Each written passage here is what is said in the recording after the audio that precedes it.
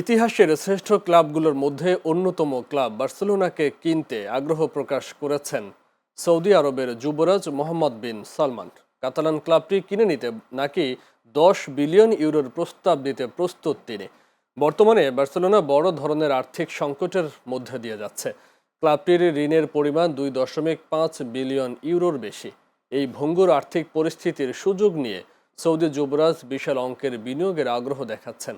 একে সৌদি আরবের ক্রীড়া কূটনীতি বা স্পোর্টস ওয়াশিং কৌশলের অংশ হিসেবে দেখছেন বিশ্লেষকরা।